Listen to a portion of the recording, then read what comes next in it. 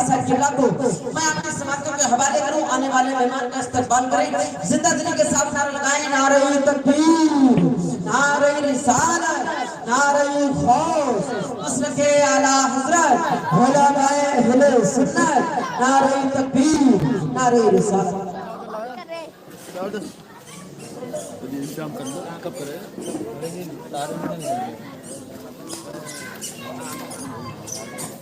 کیا پہلے کرنا پڑا ہے کلک لگاتا ہے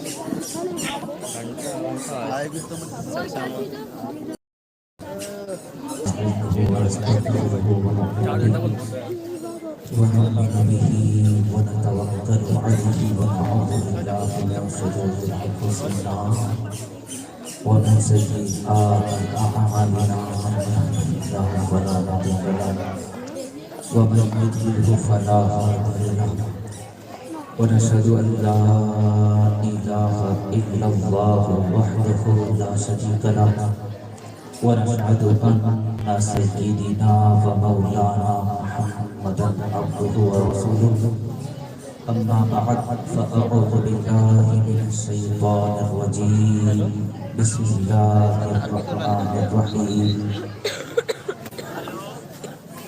أول ما خلق الله نوري ومن نوري خلق كل شيء صدق الله مولانا العظيم وصدق رسوله النبي الأمين الكريم ونحن على ذلك من الشاهدين الشاكرين والحمد لله رب العالمين بعد تحقیق مجوالوں شفعی محبت پروانوں حیدری کرار کے جاہلی والوں غوثی اعظم کے فداکاروں اور یہ کرام کے ماننے والوں اپنی آقا کریم علیہ صلوۃ و تسلیم کی ذات پاک پر اپنی جان کو قربان کرنے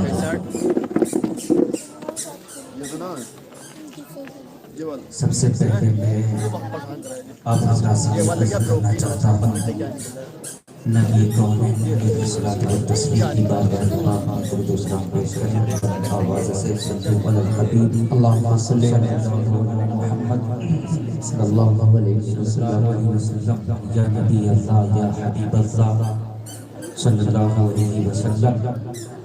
حضرات بعد نماز عشاء سے اب تک آپ حضرات بہت ہی پیارے انداز میں نعت و منقبت بیان سن رہے تھے، الحمدللہ ثم الحمدللہ۔ آپ حضرات بھی بہت ہی پیارے انداز میں اپنے فرض کو انجام دے رہے تھے اور ذاکرین حضرات بھی الحمدللہ بہت ہی پیارے انداز میں ذکر کو بیان کر رہے تھے۔ اللہ کریم علیہ السلام کے وسیلے ہمارے سن سنانے کو اپنے حق سے قبول و مقبول عطا فرمائے۔ حضرات حضور کونین علیہ السلام کے ہم سب دیوانے ہیں، کہتے سبحان اللہ۔ حضور کونین علیہ السلام ارشاد فرماتے ہیں اول ما خلق اللہ نوری ومن نوری خلق کل شیء۔ ہمارے اساتذہ کرام بتاتے ہیں، علماء کرام بتاتے ہیں، محدثین لکھتے ہیں، ترجمہ تحریر کرتے ہیں، لکھتے ہیں، ان کو سبق دیتے ہیں، جو حضور کونین علیہ السلام نے ارشاد فرمایا اول ما خلق اللہ نوری ومن نوری خلق کل شیء۔ اس کا ترجمہ سب سے پہلے اللہ رب العزت نے میرے نور کو پیدا فرمایا اور میرے نور سے عالم کی ہر چیز بنائی۔ یہ حضور پاک کا ارشاد ہے۔ یہ ارشاد سننے کے بعد اب یہ گمان نہ کرنا کہ حضور پاک علیہ السلام کے نور پاک کو کاٹ کاٹ کے عالم بنایا گیا ہے۔ अल्लाह अकबर कबीरा। ये आपका सोचना गलत है, ये आपका एतराज करना गलत है, बल्कि मिसाल के तौर पर ये सोचिए कि किसी शख्स ने चिराग जलाया, उसके इर्द गिर्द हजारों चक्कर रोशनी के उस शख्स ने डाल दिए। अब जो चिराग पहले जल रहा था उस बत्ती से उस शख्स ने सारे चिरागों की बत्तियां जौन कर दी।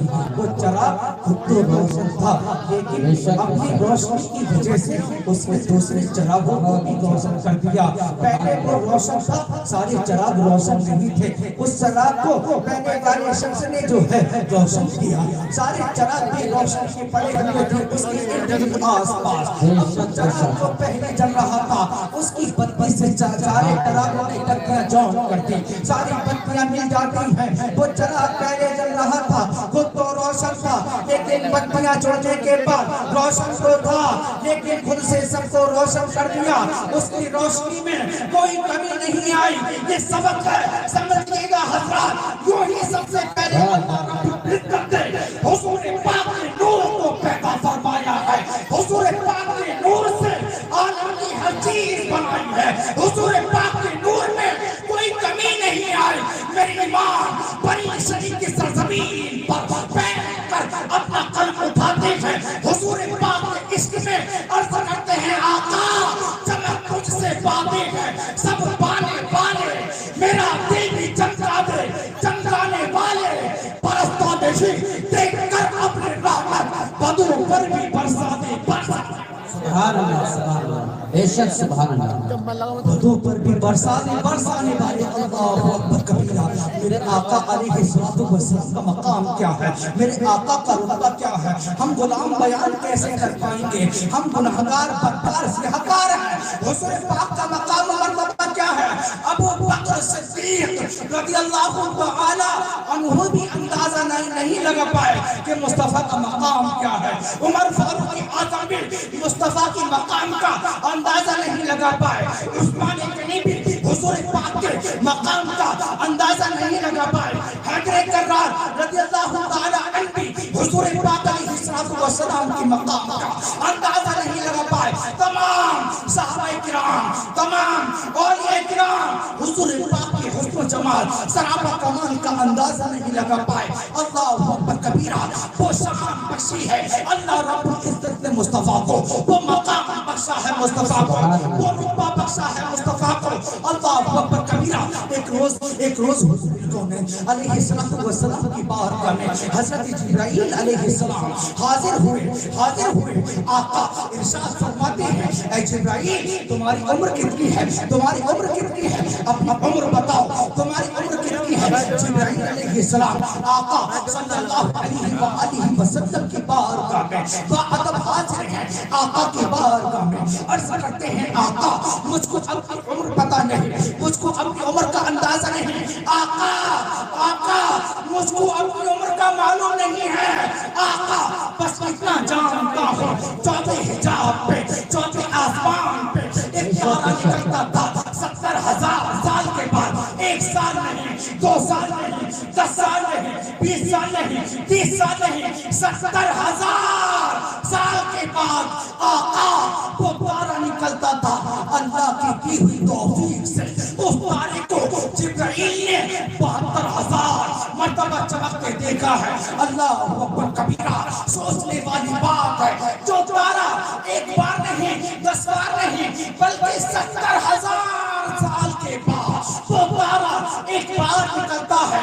जिब्राइल अर्ज करते हैं आका की बारगाह पे, आका उस तारे को जिब्राइल ने अल्लाह की दी हुई तौफीक से 72,000 मर्तबा देखा है। ये सुनते ही पैगंबर आका करीम अलैहिस्सलातु व तस्लीम इरशाद फरमाते हैं, ऐ जिब्राइल व इज्जति रब्बी अला ज़ालिकल कौकब। ऐ जिब्राइल मेरे रब की इज्जत की कसम, जो तुमने तारा आलम गैब में चमकते देखा है, वो तारा और कोई नहीं, वो तारा आमिना का लाल, वो तारा मैं ही था। तभी तो किसी शायर ने कहा है, जिब्रील बोले एक तारा देखा, फरमाया नबी ने वो तारा मैं था। फिर तारे सिदरा ये सोच रहा हो, आका तुम आखिर क्या हो, तुम आखिर क्या हो। अल्लाह آقا کی شان بہت اعلیٰ ہے، میرے آقا کا مقام بہت اعلیٰ ہے، میرے آقا کی میں تعریف کیسے کروں، آپ کیسے کریں؟